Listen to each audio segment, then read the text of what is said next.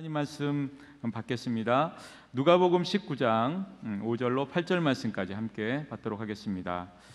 제한 성경으로 신약성경 128쪽에 있습니다. 하나님의 말씀 누가복음 19장 5절로 8절 말씀까지를 한 목소리로 함께 받겠습니다. 예수께서 그곳에 이르사 쳐다보시고 이르시되 삭개오야 속히 내려오라. 내가 오늘 내 집에 유하여야 하겠다 하시니 급히 내려와 즐거워하며 영접하거늘 무사람이 보고 수군거려 이르되 저가 죄인의 집에 유하러 들어갔도다 하더라. 삭개오가 서서 주께 여짜오되 주여 보시옵소서. 내 소유의 절반을 가난한 자들에게 주겠사오며 만일 누구의 것을 속여 빼앗은 일이 있으면 네 갑절이나 갚겠나이다. 아멘. 이 시간 호산나 찬양대가 함께 찬양 드리신 후에 담임목사님 나오셔서 방황 구도 황홀한 구원이라는 제목으로 생명의 말씀 주시겠습니다.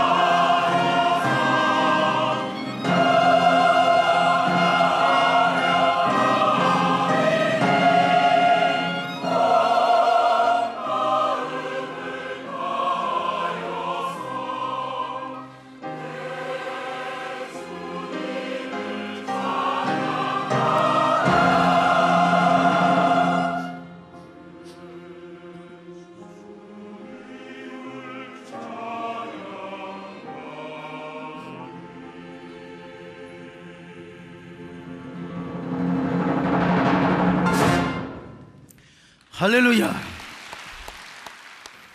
이스라엘에 한 남자가 있었습니다. 교회 전설에 의하면 그는 아주 부유하고 풍요한 그리고 신앙이 훌륭한 집에서 태어났습니다. 하지만 그는 불행하게도 어린 나이에 부모를 여의고 맙니다. 그래서 이 아이는 친척집에 신세를 자고 자라야 했습니다. 그러나 그 많은 아버지의 재산을 친척들이 나눠 가졌는데 막상 친척들은 이 아이를 떠맡으려고 하지를 않는 것입니다. 그래서 이 아이는 이 집 저 집으로 옮겨 다니면서 온갖 멸시와 천대를 다 받아야 했습니다. 어린 시절 얼마나 배를 골았는지 키가 자라지를 않았습니다. 그래서 그는 열등의식 또한 엄청나게 강했습니다. 그래도 모진 목숨이라고 죽지 않고 살아서 청년이 됩니다. 그는 돈 없고 헐벗고 활 씹었는 서러움 때문에 한 가지 뜻을 정했습니다. 나도 돈을 벌자. 돈만이 나에게 기쁨과 행복을 주고 돈을 벌어야 나는 인생을 신명나게 산다. 출세만이 나에게 진정한 기쁨과 그리고 행복을 가져다 줄 것이다. 그래서 그는 로마 황실이 뽑는 세리 곧 세무 공무원에 지원을 합니다. 세리가 된 이후에 자신의 출세를 위해서 로마 황실에 피를 쏟으며 얼마나 충성을 했는지 모릅니다. 거듭 충성을 해서 그는 드디어 여리고 세무서장, 세리장까지 올라갔습니다. 그러니 그는 화려한 금은 보화와 돈방석에 앉아서 세상의 권력과 영광과 그리고 온갖 향락을 다 누릴 수가 있었습니다. 그가 바로 누구인가? 오늘 본문에 등장하고 있는 바로 삭개오라고 하는 세리장이었습니다. 누가복음 19장 2절을 같이 봅니다. 시작. 삭개오라 하는 자가 있으니 세리장이요 부자라. 원래 여러분, 이 삭개오라고 하는 사람은 이름의 뜻이 바로 순결, 거룩이라고 하는 뜻입니다. 그러나 그는 그의 이름과는 정반대의 길을 걷고 있는 사람이었습니다. 어느 나라나 다 그렇겠지만은 이스라엘 나라는 아들의 이름을 지어줄 때 굉장히 신경을 썼습니다. 아이가 태어난 지 8일 만에 할례를 받을 때 이름을 지어주는데 반드시 신앙적인 바램, 신앙적인 소원을 담아서 이름을 지어줍니다. 그러니까 삭개오 부모는 이런 마음으로 아마 삭개오 이름을 지어주었을 것입니다. 하나님, 이 아이는 꼭 자라서 순결한 사람이 되게 하여 주옵소서. 세상에 때묻지 않고 순결하고 나시린처럼 거룩하게 자라게 하여 주옵소서. 그리고 애야, 너는 제발 순결하고 거룩한 사람으로 살아가거라.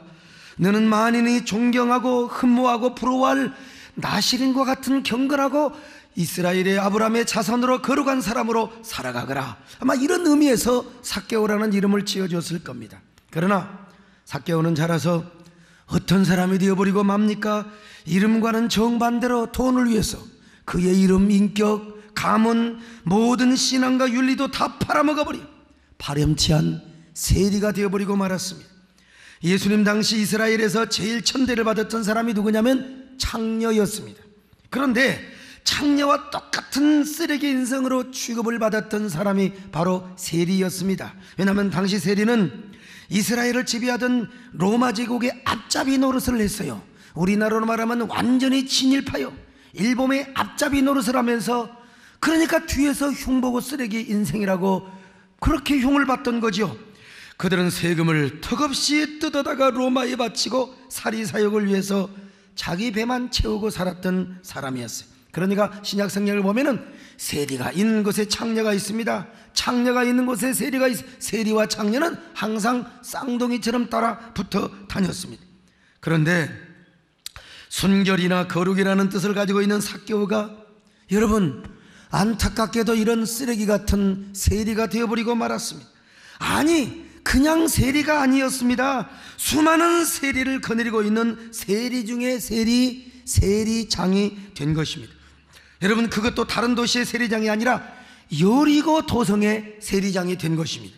당시 여리고는 예루살렘 다음으로 큰 도시였습니다. 그러나 경제적으로는 예루살렘보다 훨씬 더 큰 도시였습니다.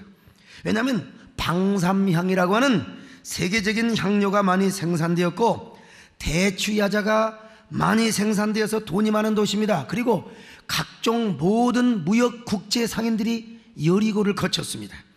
그래서 로마 제국은 돈이 많은 여리고에서 세금을 지능적으로 잘 걷어들이기 위해서 아주 영리하고 약삭 빠른 세리들을 모집했습니다. 그때 삭개오가 여리고의 세리로 다 그냥 이 뭡니까 취직이 되고 나중에 밟아 올라가서 세리장까지 올라갔으니 삭개오야말로 얼마나 세금을 거둬들이느라 정말 돈을 모으는데 얼마나 파렴치하고 약삭빠른 지혜로 아마 가득했을 것 아니겠는가, 이런 상상을 해봅니다.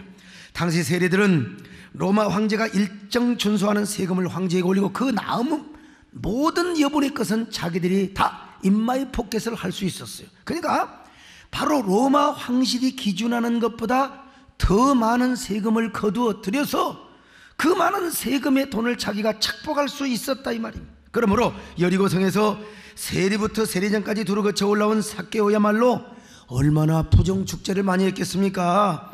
그야말로 돈방석에 앉아서 온갖 부귀와 권세와 향락을 다 누릴 수가 있었습니다. 갖고 싶은 거 다 가질 수 있었어요. 그가 누리고 싶었던 세상의 쾌락과 향락을 다 누릴 수가 있었습니다. 그런데 여러분, 행복했느냐? 행복하지 않아요. 행복이 없습니다. 그리고 절대로 참된 만족과 평온이 없었습니다. 오히려 그는 밤마다 방황의 미로 속에서 헤매며 자신의 인생을 고뇌하고 번민하는 시간이 더 많았던 것입니다. 그런 의미에서 이 삭개오는요, 이미 돈과 쾌락의 노예가 되어버린 현대인의 일그러진 초상이라고 표현할 수가 있습니다. 현대인은 이미 삭개오처럼 거의 모두가 돈과 명예와 쾌락과 권력의 노예가 되어서 목적도 없이 얼마나 방황하며 살아가고 있습니까? 여러분, 돈이라고 하는 게 오늘 얼마나 현대인들이 돈을 좋아합니까? 돈은 자본주의 사회에서 가장 위력을 가진 현대인의 만몬 우상입니다. 심리학자들에 의하면 사람들이 하루 종일 생각하는 것의 60%가 뭐냐? 돈 생각이래요. 그래서 심한 사람은 80%, 90%, 그저 현대인은 눈을 떠서 잠들 때까지 온종일 돈만 생각하면 아침에도 돈, 점심에도 돈, 저녁에도 돈, 여자들 다 그냥 좋은 옷 입으면 어머 나도 돈 있으면 저 옷 입을 텐데, 아 나도 돈, 너네 남편 돈 많이 버니? 전화하면 그런 얘기입니다. 여러분, 남자들도 마찬가지고. 그러니까 현대인은 눈을 떠서 잠들 때까지 하루 종일 생각하는 것이 바로 돈 생각이라는 것입니다. 아침에도 돈, 저녁, 사람이 그래서 돈독에 오르는 거예요. 돈독에 오르면은 여러분 배는 게 돈밖에. 저도 교회를 건축할 때 성도들의 얼굴이 돈으로 보이더라고 말이죠. 우리 아신대 총장님 오셨는데 이게 학교 운영하다 보면 돈밖에 생각이 안 나네요. 세상 사람은 자기 위해서 돈 생각하지만 하나님의 종들은 하나님의 일을 위하기 위해서 돈 생각을 해요. 심지어는 여러분, 이게 귀신도요 지나가다가 돈 보면 깜짝 놀란대요. 어머머머 내가 저 돈 쓰고 죽을 것을 말이요. 그래서 참 귀신도 돈을 좋아한다는 겁니다. 이 성직자도 돈을 좋아한다는 얘기 여러분 틀리지 않습니다. 그래서 미국에서는 이런 일도 있었습니다. 미국에서는 복권이 당첨이 되면 주변 사람들에게 먼저 알려준대요. 왜냐하면 너무 갑자기 연락을 받으면 심장이 터져 죽거든요. 그런데 어느 시골 농부가 2천만 불 복권에 당첨이 되었습니다. 그래서 복권 회사에서 고민을 하다가 농부 주변을 알아보니까 그 농부가 저기 성당에 나가더라는 겁니다. 그래서 그 성당 신부님한테 연락을 했답니다. 신부님의 성당에 나지는 농부가 2천만 불 복권에 당첨이 됐습니다. 그분이 너무 놀라서 심장마비로 죽을 수 있으니까 신부님께서 미리 좀 조심스럽게 사례비는 잘 드리겠습니다. 조심스럽게 이야기를 해 주십시오. 그래서 신부님이 농부에게 신방을 해서 그 농부에게 조심스럽게 물어본 거예요. 형제님, 긴장하지 마시고요, 제 이야기를 좀 잘 들으셔야 됩니다. 제가 무슨 얘기를 해도 깜짝 안 놀래깁니다. 형제님, 만약에 형제님이 복권에 당첨이 되면은 어떻게 하시겠습니까? 농부하는 말이, 아이 신부님, 나 같은 주제에 무슨 복권이 당첨이 됩니까? 그 말도 안 되는 소리 하지 마십시오. 아이 사람이 살다 보면은 형제님이라고 복권에 앙당첨된다는 보장이 어디가 있겠습니까? 만약에 200만 불, 아니 홀이라도 2천만 불짜리 복권에 당첨이 되면 어떻게 하시겠습니까? 농부가 말합니다. 그럴 리 없지만은 만약에 당첨이 된다면 신부님 다 가지세요. 네, 신부님 다 드리겠습니다. 신부님 드리겠습니다. 여러분, 그러자 여러분 어떻게 된 줄 아세요? 그 말을 듣고 신부님이 심장마비로 죽어버렸어요. 난 이 얘기를 듣고 너무너무 유감스럽습니다. 왜 그 농부가 성당을 다녀가지고 죄 없는 신부님을 죽게 하느냐 이거요. 교회를 나왔으면 그런 일이 없었을 거 아닙니까 여러분. 절대로 걱정하지 마십시오. 여기 소목사는 2천만 불 아니라 여러분 수십억 불 수백억 불을 가지고 와도 저는 절대로 놀라지 않습니다. 심장 터지지 않으니까요. 혹시라도 여러분 복권 살 리 없지만은 갑자기 뜬 벼락 같은 돈벼락을 맞으면 여러분 저에게 오세요. 시린 가슴으로 여러분에게 기도해 드리겠습니다. 혹시라도 헌금할 때 몰라가지고 방황하는 사람 저한테 데리고 오세요. 제가 요 허리가 끊어지도록 축복 기도를 해주겠습니다. 절대로 심장 터진 일 없으니까 여러분 두려워하지 마세요. 여러분요. 이런 얘기도 있어요. 하루는 타락한 신부님과 스님이 함께 이런 얘기를 나누었습니다. 타락한 스님이 먼저 입을 열었어요. 저는 절마당에 한 30cm 동그라미를 그려놓고 3m 앞에서 시주돈을 던져서 그 돈이 동그라미 안에 들어가면 부처님께 드리고 나머지는 제가 다 처먹습니다. 이렇게 고백을 하자 타락한 신부님이 이렇게 입을 열었어요. 그렇습니까? 저는 성모 마리아상 앞에 금을 그어놓고 앞에서 돈을 던져서 그 금 안으로 들어가면 마리아님께 드리고 그리고 바깥에 있는 건 제가 다 주워 먹습니다. 그러자 마지막으로 타락한 목사님이 이렇게 빙그레 웃으면서 말을 합니다. 그렇습니까? 저는 연보 주머니에 든 돈을 다 꺼내서 하늘로 일단 날립니다. 하늘로. 그래서 하늘로 올라가는 돈은 하나님께 바치고 땅에 떨어지는 돈은 제가 전부 다 주워 먹습니다. 여러분, 삭개오가 바로 그런 사람이었다는 것입니다. 그는 열심히 돈을 모아서 일확천금의 부자가 되었습니다. 권력을 가지고 있었기 때문에 사람들이 그 앞에서 얼마나 굽신거렸는지 몰라요. 그리고 뒷전에서는 손가락질을 하지만 여러분 앞에서는요 얼마나 아부를 했는지 몰라. 세금을 조금이라도 덜 내기 위해서 말입니다. 그러기 때문에 그는 세상에서 누릴 수 있는 권력을 다 누렸습니다. 돈과 권력과 명예와 쾌락, 호화 접대를 받아보았지 않았겠습니까? 낮에는 권력을 부리는 재미가 있었고 저녁에는 말이요 술과 춤과 짜릿한 쾌락을 누리는 재미로 가득 찼어요. 왜냐? 그건 보나마나 알 것도 없어. 당시에 여리고에 유흥업과 유흥문화가 발달했었기 때문에 어찌 보면 얼마나 인생이 신명이 났겠습니까 여러분. 그러나 삭개오의 인생은 결코 행복하지를 않았습니다. 오히려 마음은 공허와 텅 빈 공허의 공백뿐이었단 말입니다. 아무리 쾌락을 누려보고 향락을 누려봤지만 더 마음은 목마르기만 했습니다. 어딘가 애타게 그리워하는 갈증만 느껴서 그러면 그럴수록 그의 삶은 너무나 방황하는 삶을 살았어요. 번뇌하는 삶을 살았다 이 말입니다. 게다가 그는 열등의식으로 가득 찼습니다. 뿐만 아니라 민족을 팔아먹는 매국노라고 하는 죄의식, 죄책감이 그의 마음을 얼마나 짓눌렀는지 몰라요. 얼마나 하나님 앞에 괴로웠는지는 몰라. 이것이 하나님 앞에서 죄의식과 죄책감으로 그의 마음을 얼마나 짓눌려 왔는지 모릅니다. 또한 그는 돈과 쾌락 때문에 돌아오는 허탈감.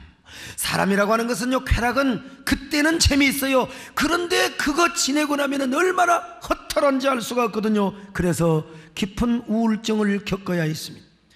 그는 밤마다 울어야 합니다. 열등의식으로 울고 양심의 가책과 죄책감 때문에 울었습니다. 그리고 허무와 허탈감, 그리고 인생의 목마름, 갈증 때문에 울었습니다. 그는 우울해서 울고 고독해서 울었습니다. 그래서 아마 죽고 싶은 마음이 가득했을 것입니다. 그런데 이럴 때일수록 삭개오는 어린 시절이 가물가물 생각나요. 아버지가 품에 안고 순결하게 잘 자라라고 머리에 손을 얹고 기도해 주던 생각이 납니다. 어머니가 자장가처럼 말씀대로 살면 복을 받는다고 평화가 있으리라, 노래를 불러줬던 그 노랫소리가 토막토막 생각이 난단 말입니다. 샬롬 레호베 터라베터, 이거 이스라엘 노래란 말이요. 전통적인 민요와 같은 찬송이요. 그리고 경건한 랍비가 와서 말씀을 가르치고 하나님을 잘 섬기라고 권면했던, 요즘으로 하면 목사님이 신방 온 것처럼 아물거리며 여러분 생각이 난단 말입니다. 그런데 지금 자기는 어떤 모습이요? 삭개오와 이름과는 정반대의 거지 같은 삶을 살아가고 있다 이 말이요. 돌아가신 어머니 아버지를 생각하니 너무나 송구스러워요. 아브라함의 품에서 지금 저 아브라함과 함께 나의 삶의 모습을 보고 있다면 얼마나 우리 엄마 아버지가 원통해 할 것인가. 아마 그래서 그는 밤마다 울었을 것입니다. 그러나 여러분, 그가 이렇게 밤마다 울긴 하였지만은 낮이 되면은 내가 언제 그랬어? 태연하게 살았습니다. 사람들 앞에서는 그럴듯한 마스크를 쓰며 가면을 쓰면서 아주 만족하고 웃어도 아주 태연한 척 웃었단 말입니다.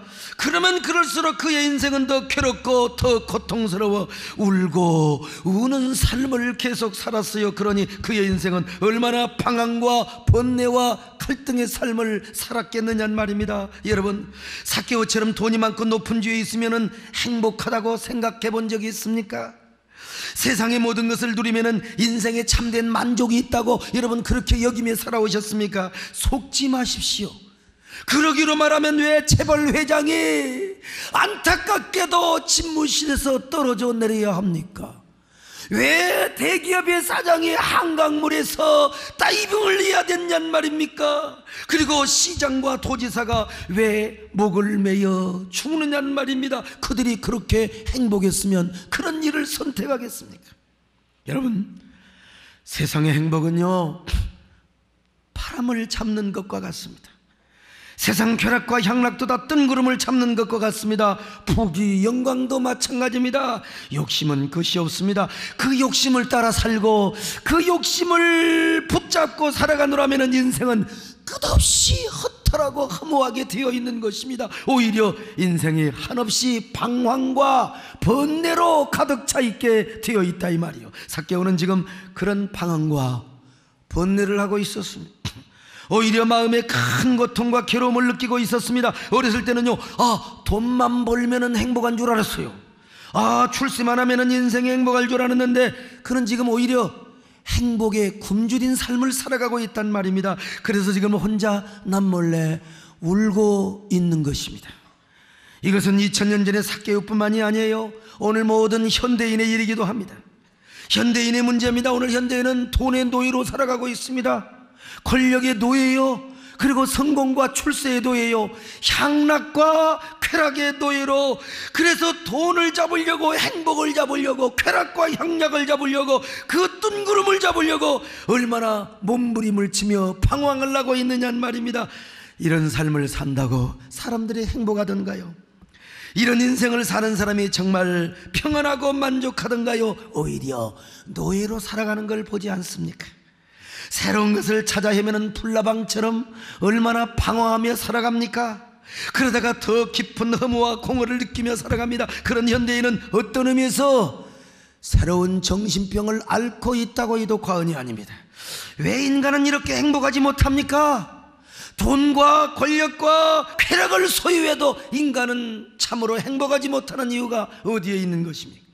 가진 쾌락과 향락을 누려도 참 만족을 누리지 못하는 이유가 어디에 있다고 생각합니까? 유명한 심리학자인 에릭 프롬이 말하는 것처럼 현대인은 존재로가 아니라 언제나 소유에 몰두하기 때문에, 빅무드가 아니라 해백무드의 노예로 살아가기 때문에 결국 그렇게 되는 것 아니겠습니까? 또한 파스칼이 말한 대로 우리 마음 깊은 곳에 하나님을 모시지 못한 이유 때문에 그렇습니다.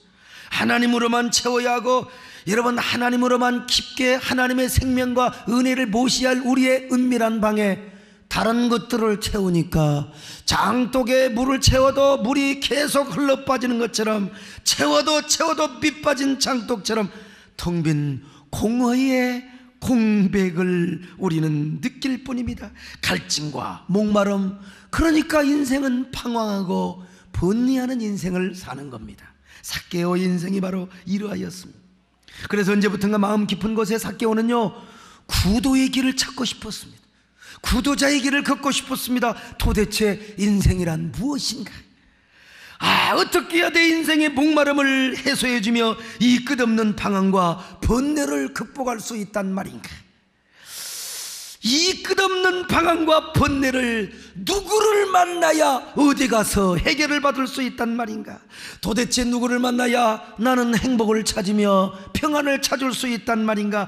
누가 내 인생을 이 고통의 수렁텅이에서 건져 줄 수 있단 말인가?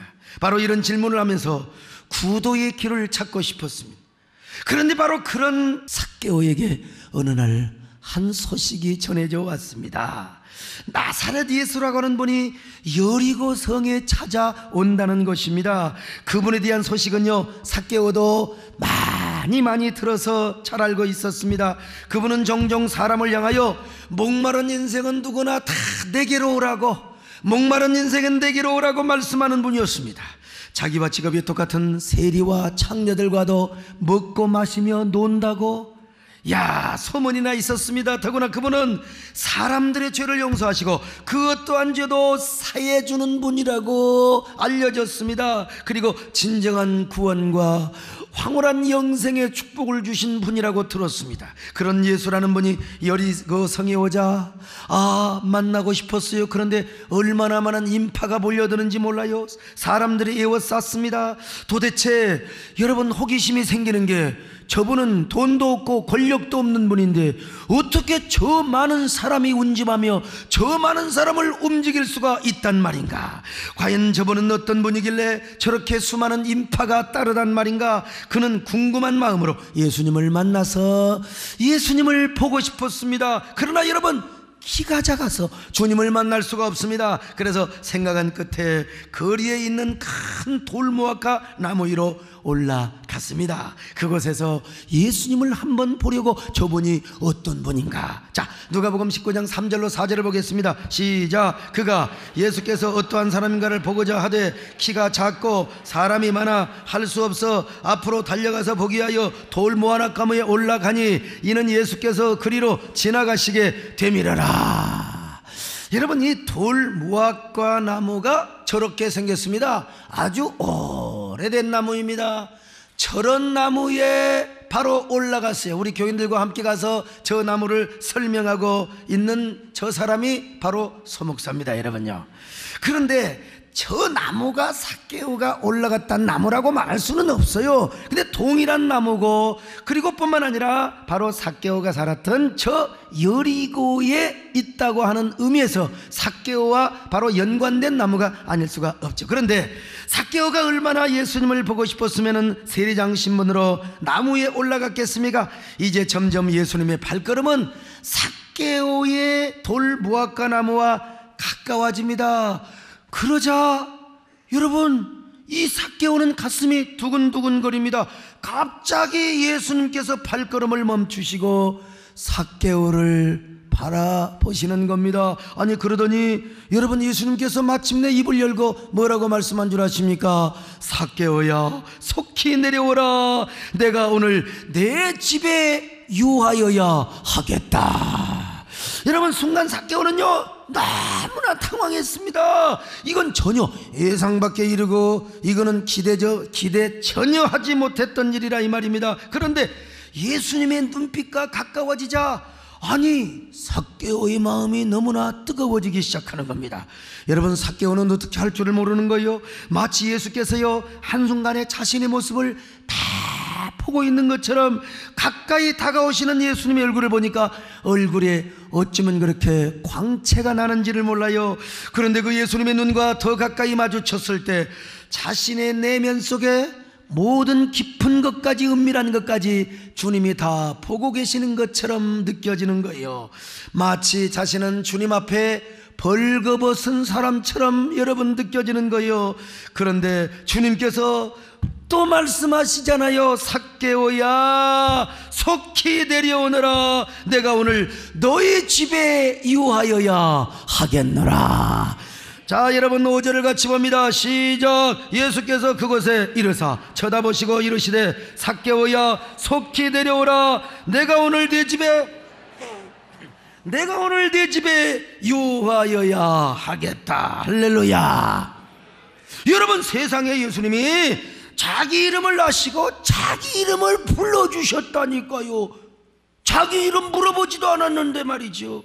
삭개오야, 우리말로 말하면 거룩한 자여, 순결한 자여, 나시린과 같은 자여, 내려와라. 여러분, 세상 사람들은요, 오늘 19장 7절을 보면은요, 삭개오를 죄인이라고 그래서 죄인이라고 불렀는데 예수님은 자기도 오랫동안 들어보지 못했던 삭개오 라고 하는 이름을 불러주셨습니다. 여러분, 게다가 예수님이 자기 집에 오셔서 유하시겠다는 겁니다. 그래서 삭개오는 정신을 차리고 즉시 뽕나무에서 내려왔어요. 돌무화과, 뽕나무가 습관이 아무튼 올랐다니까 이 돌무화과 나무에서 내려와서 예수님을 영접했습니다. 그리고 예수님을 집으로 모시는 순간 삭개오의 가슴이 얼마나 터지는지 심장이 막 10배나 펌프질을 하는 것 같습니다. 아, 왜 이렇게 내 마음은 행복할까? 아, 내 마음은 이렇게 두근거리더라. 왜 이렇게 주체할 수 없는 마음과 평안이 밀려오는 이유가 도대체 무엇 때문이란 말인가? 세상에 나에게도 이런 기쁨과 감격이 올 수 있단 말인가? 그는 여러분, 발이 땅에 닿는지 안 닿는지 분간이 안 가는 거예요. 마약을 먹은 사람처럼, 히로뽕을 먹은 사람처럼 가슴이 막 공중으로 막 둥둥 떠올라가는 것 같아요. 이런 황홀한 감격과 행복은 태어나서 처음입니다. 일찍이 겪어보지 못했습니다. 아무리 유흥문화에서도, 여러분 육체의 쾌락에서도 느낄 수가 없었어요. 아, 도대체 이 기쁨은 무엇 때문일까? 그런데 잠시 후에 깨달은 것입니다. 바로 자기가 예수님을 만났기 때문입니다. 오늘도 예수님을 만나면 이런 행복이 있습니다. 예수님을 만나면 이런 만족과 평안이 있습니다. 세상에 삭개오를 만나주신 그 예수님은 삭개오의 이름도 아시고 모든 것을 다 아신 예수님이었습니다. 자신이 예수님이 필요해서 찾아온 줄 알았는데, 자기가 예수님을 만나러 저 돌무화과나무에 올라간 줄 알았는데, 아니요, 예수님이 자신의 생명을 구원하시고 나의 모든 죄를 용서하시기 위하여 나에게 찾아오셨던 주님이심을 알았습니다. 게다가 예수님을 만남으로써 주님께서 나에게 뭘 줬느냐? 황홀한 구원을 허락해 주셨습니다. 이루 말할 수 없는 감격의 영생을 주신 것입니다. 예수님이 말씀하셨지 않습니까? 자, 19장 9절을 봅니다. 시작. 예수께서 이르시되 오늘 구원이 이 집에 이르렀으니 이 사람도 아브라함의 자손이미로다. 할렐루야. 그래서 삭개오는 이런 구원의 감격을 가지고 누가 시키지도 않는데 주님 앞에 나가서 막 요두팡정을 떨면서 고백을 합니다. 예수님, 저를 용서해 주셔서 고맙습니다. 너무나 황홀하고 벅찬 구원을 주셔서 감사합니다. 저는요, 너무나 행복해서요, 내가 모은 재산의 절반을 가난한 사람을 구제하는데 주님께 드리겠습니다. 주님뿐만 아니라 내가 남의 것을 토색한 것이 있고 사기쳐서 세금 거둔 거 있으면 내가 4배로 다 갚겠습니다. 4배로 갚겠습니다. 자, 19장 8절을 같이 봅니다. 시작. 삭개오가 서서 주께 여짜오되 주여 보시옵소서, 절반을 가난한 자들에게 주겠사오며 만일 빼앗은 일이 있으면은 4갑절이나 갚겠나이다. 얼마나 기쁘면 그렇겠습니까? 돈을 위해 살고 돈 벌어지 인생을 살아왔던 삭개오가 얼마나 감격하고 황홀했으면 이렇게 고백을 할 수 있었겠느냐 이 말입니다. 평생 벌었던 돈을 얼마나 주님을 만난 감격 때문에, 저는 걱정이 생깁니다. 혹이라도 오늘 우리 교회 처음 나오신 분, 야, 내가 예수 믿는 건 좋은데 세상에 삭개오처럼 구원받아가지고 내가 세상에 재산 절반을 내놔야 되지는 않겠는가? 여러분, 도둑질 안 했잖아요. 당황하지 마세요. 이 삭개오는 그렇게 살았던 사람이기 때문에 그만큼 삭개오가 받은 구원은 너무나 황홀하고 감격하고 컸단 말이지요. 그래서 그날 삭개오는 자기 집에 유하러 오신 예수님을 온 정성을 다해 모셨습니다. 그분을 향하여 마음속으로 흐르는 눈물과 함께 이렇게 고백을 했을 겁니다. 예수님, 나는 당신이 하나님이 보내신 메시아임을 믿습니다. 그런데 제가 당신을 만나 죄 용서함을 받았어요. 어디 가서 제가 이런 행복을 얻겠습니까? 어디 가서 이런 죄사함의 감격을 얻을 수 있겠습니까? 주님은 알고 계신가요? 주님 만나서 이렇게 제가 부유하고 행복하고 이렇게 평안하게 된 것을 말입니다.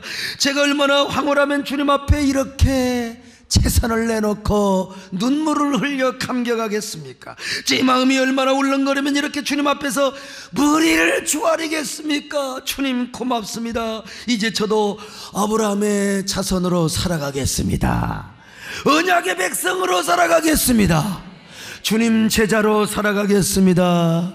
그날 그는 주님 앞에 뿐만 아니라 자기 방으로 와서 이렇게 고백하며 다짐했을 겁니다. 예수님, 내가 오늘 주님을 처음으로 만났습니다. 주님을 처음 만난 이날 이 순간 이 감격 이 기쁨을 영원히 잊지 않겠습니다. 영원히 간직하며 살아가겠습니다.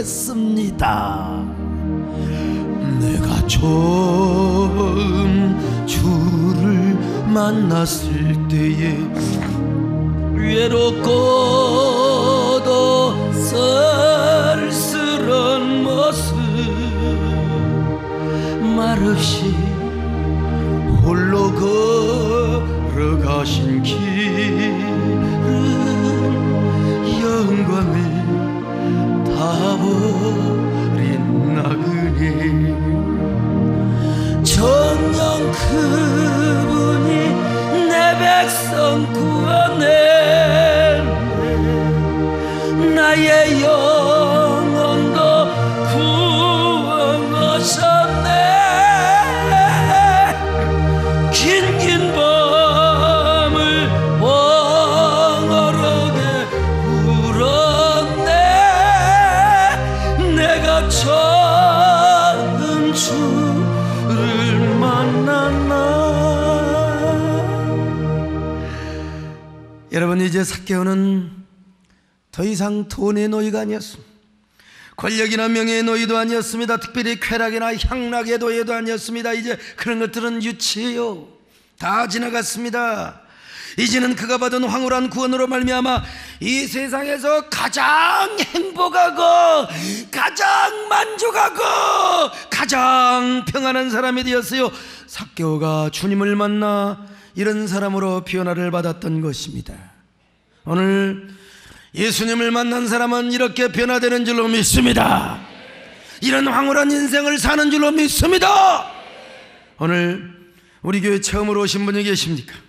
혹시 이 자리에 지금도 여전히 삭개오처럼 방황하며 그리고 번뇌하며 비탄의 애가를 부르며 밤마다 울다가 오늘 우리 교회를 나오신 분 계십니까? 아무리 인생을 엔조이하고 삶을 즐겨도 만족이 없고 공허하며 방황하고 방탕한 삶을 살아오지는 않았습니다. 오늘 구도자의 길을 찾는 여러분이요, 이제 주님을 만날 수 있기를 바랍니다. 주님을 만나면 모든 인생의 문제가 해결됩니다. 지금 이 시간도 삭개오를 찾아오셨던 주님은 여러분을 향하여 걸어가고 계실 것입니다. 오늘 이 자리에 앉아있는 분뿐만 아니라 방송을 통하여 이 말씀을 듣는 여러분들에게도 주님이 다가오실 때 주님을 만나시기를 바랍니다. 그분은 황홀한 구원과 행복을 주시는 분입니다. 아직도 돈이 행복을 준다고 착각하십니까? 출세와 명예와 쾌락이 인생에 참 만족을 준다고 여러분 착각하십니까? 천만에요. 그러면 왜 이렇게 현대인들은 방황하며 번뇌하는 삶을 살고 있습니까? 고통의 노예로 살아가고 있는 것입니까? 오늘 주님을 만나보세요. 여러분 앞에 성큼성큼 다가오시는 삭개오를 만나신 그 주님을 한번 영접해 보세요. 여러분의 인생이 얼마나 새로워지는지, 얼마나 황홀하고 감격스럽고 행복한 삶으로 바뀌어지는지 여러분 스스로가 경험하게 될 것입니다. 구원은 예수님을 만나는 것입니다. 예수님을 마음의 구주로 모시는 것입니다. 내 마음에 내 삶의 주인으로 모시는 것입니다. 삭개오가 얻은 황홀한 구원을 우리도 받아 누릴 수가 있습니다. 황홀한 영생의 축복이 있습니다. 우리 교회는 예수님이 주인으로 계시는 교회입니다. 황홀한 구원에 감격 있고 영생이 있는 교회요, 기왕에 여러분 교회를 오셨어요, 처음으로 오셨다면 예수님을 만나 여러분의 황홀한 인생을 한번 경험해 보시기 바랍니다. 저 삭개오처럼 인생의 방황과 목마른 구도를 끝내고 황홀한 구원의 감격을 누리는 축복된 인생을 살아가는 여러분 되시기를 주님의 이름으로 축원합니다.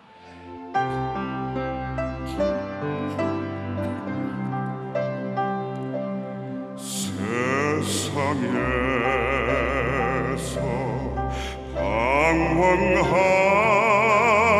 때 나 주님을 몰랐네. 내 맘대로 고집하며 온갖 죄를 저질렀네. 예수여, 이 죄인도 용서받을 수 있나요? 얼레만도 못한 내가 용서받기 원합니다. 많은 사람 찾아와서 나의 친구가 되어도 병든 몸과 상한 마음 위로받지 못했다오. 예수여, 이 죄인을 불쌍히 여겨 주옵소서.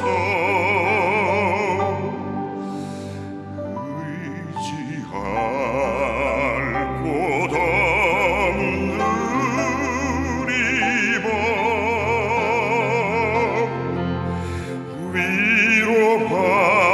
위로받기 원합니다.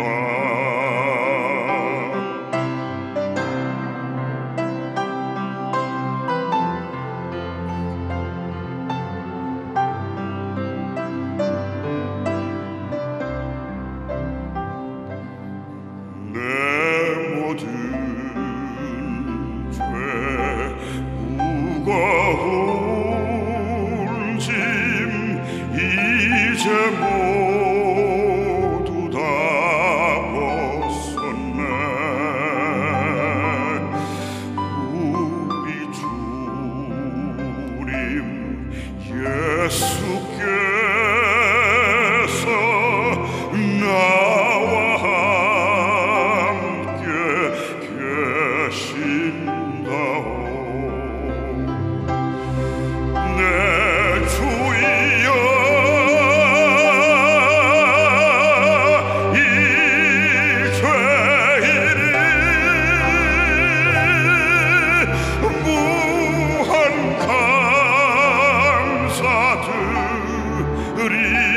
감사드립니다. 나의 몸과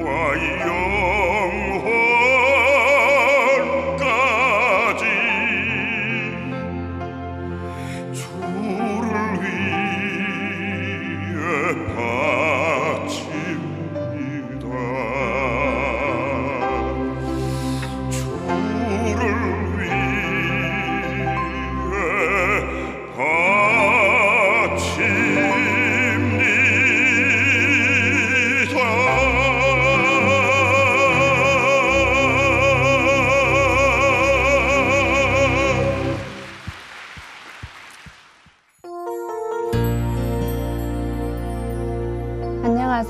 안녕하세요. 육교구 김미화 집사입니다. 하나님께서 저를 여기까지 인도하신 그 신실하신 사랑과 은혜를 간증하고자 이 자리에 섰습니다.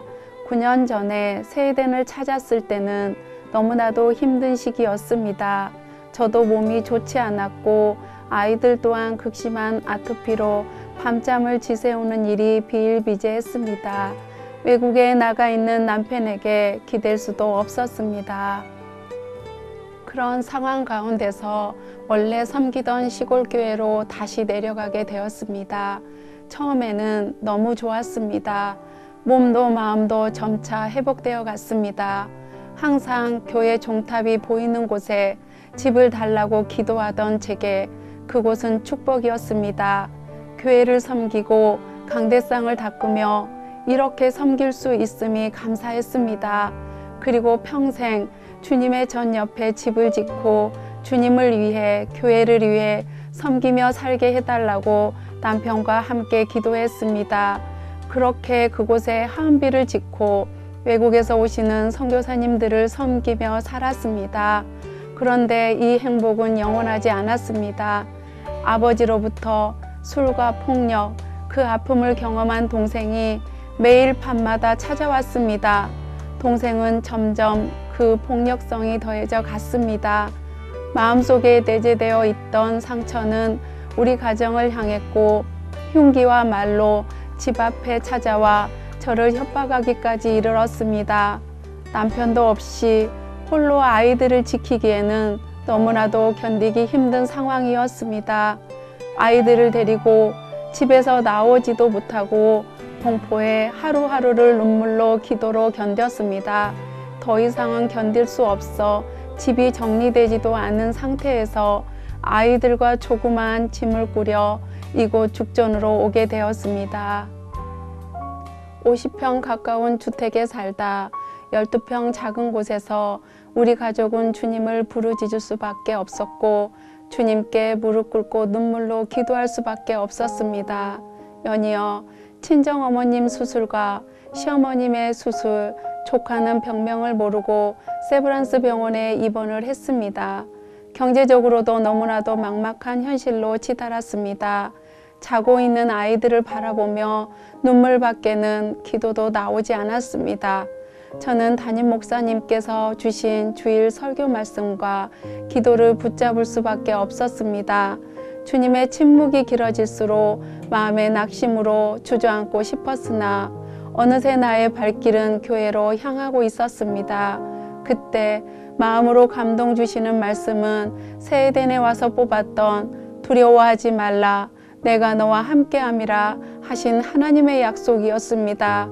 두려워하지 말라 내가 너와 함께함이라 놀라지 말라 나는 내 하나님이 됨이라 내가 너를 굳세게 하리라 참으로 너를 도와주리라 참으로 나의 의로운 오른손으로 너를 붙들리라. 다시 이곳에 왔을 때 저는 삶이 너무나도 두려웠습니다. 어떻게 살아야 할지 내가 뭘 할 수 있을지도 몰랐습니다. 제 전문 분야인 상담사의 길도 너무 많은 일이 터져버려서 생각할 여력이 나지 않았습니다. 그런데 2월 우리 교회에 상담센터가 열렸고 그렇게 그 누구보다도 아픔과 상처를 많이 안고 있던 제가 그곳에서 영혼들을 마주하게 되었습니다. 그때부터였습니다. 저도 힘들고 지쳤지만 오히려 하나님은 영혼들을 통해 저를 채워주셨습니다. 상담을 통해 만나는 사람들이 겪는 술, 폭력, 이혼, 청소년들의 문제, 그 모든 문제는 제가 겪었던 일들이었습니다. 그들과 마주하면서 오히려 하나씩 마음의 안정을 찾게 되었습니다. 그리고 상담 사역을 통해 나를 굳건하게 세워주시는 하나님을 바라보게 되었습니다. 그리고 고등부 아이들을 섬기며 다시 한번 하나님께서 나를 이곳에 불러주셨다는 것을 깨달았습니다. 제게 더 많은 영혼을 치유하는 사역에 쓰시겠다는 비전을 주심이었습니다. 그렇게 시간이 지나면서 문제들이 하나씩 해결되었습니다. 경제적으로 힘들게 한 묶였던 장막도 남편의 뽑은 약속의 말씀, 그 물 곁에 장막을 치리라는 말씀처럼 교회 종탑이 보이는 곳으로 오게 되었습니다. 그리고 아이들은 이곳에서 헌신하며 방송 선교와 의료 선교에 대한 비전을 품게 되었고, 남편도 자신만의 비전을 찾게 되었습니다. 그리고 그렇게 우리 가정을 괴롭히던 시댁과 친정 식구들이 변화되었습니다. 늘 술 때문에 문제가 끊이지 않았던 저희 친정은 얼마 전 처음으로 술이 없는 가족 모임을 갖게 되었습니다. 그리고 2014년을 더욱 기대하게 되었습니다. 약속의 말씀을 통해 은혜 주신 하나님께서 2014년에는 어떤 약속으로 인도하실지 기대하며 기도합니다. 그리고 고난의 골이 깊었던 만큼 감사와 사랑을 고백해 하신 하나님께 감사드리고, 제게 생명의 말씀을 붙들게 하신 담임 목사님께 감사하며 이 모든 영광 주님께 돌립니다. 감사합니다.